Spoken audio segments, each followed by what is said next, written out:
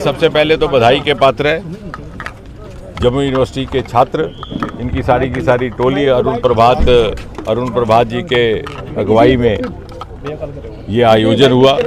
बड़ा महत्वपूर्ण आयोजन और ये शीर्षक भी बड़ा महत्वपूर्ण, वन नेशन वन इलेक्शन। और हमारा ये अनुभव रहा है कि जो भी कि most every mass movement that has been successful in the recent past in India was led by students। और जब छात्र कोई विषय अपना लेते हैं आंदोलन के रूप में तो उसे कोई रोक नहीं सकता। ये मोदी जी की कल्पना थी कि वन नेशन वन इलेक्शन के माध्यम से जो हमारे रिसोर्सेज का वेस्टेज होता है, चाहे वो ह्यूमन रिसोर्स है, चाहे मटीरियल रिसोर्स है, चाहे इकोनॉमिक ड्रेनेज होता है, कोड ऑफ कंडक्ट के कारण विकास कार्य रुक जाते हैं और इसके अन्य कारण कई और ऐसे परिणाम रहते हैं, उनसे कैसे निजात दिलवाई जाए इस राष्ट्र को। और सच पूछिए तो हमारे संविधान के निर्माताओं ने भी शायद इस बात की कल्पना ना की थी, क्योंकि जब लगभग 2 बरस तक कॉन्स्टिट्यूशन असेंबली बैठी तो उन्होंने कभी इस बात का जिक्र तक ना किया।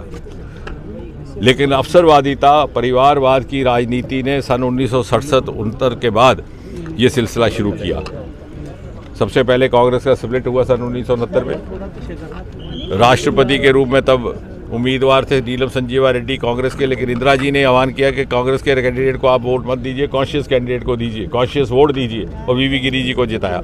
यानी स्वार्थ की राजनीति के चलते फिर 1971 में जब उन्होंने देखा कि बांग्लादेश के चलते एक सेंटीमेंट बना है सत्ताधारी पार्टी के पक्ष में, तो 1 साल पहले लोकसभा को भंग कर दिया। फिर एक के बाद एक राज्य सरकारों को डिसमिस करना। लेकिन हमारा ये अनुभव है कि जो भी विकासशील देश हैं दुनिया में, वहाँ पर नियमित समय में ही चुनाव होता है। आप अमेरिका का उदाहरण लीजिए, जॉन कैनेडी की जब हत्या हुई तो उसकी जगह लिंडन जॉनसन ने for the rest of the term पद ग्रहण किया। इसी तरह जब रिचर्ड निक्सन के ऊपर इम्पीचमेंट हुआ वाटरगेट स्कैंडल, तो जॉर्ज बुश ने रेस्ट ऑफ द टर्म।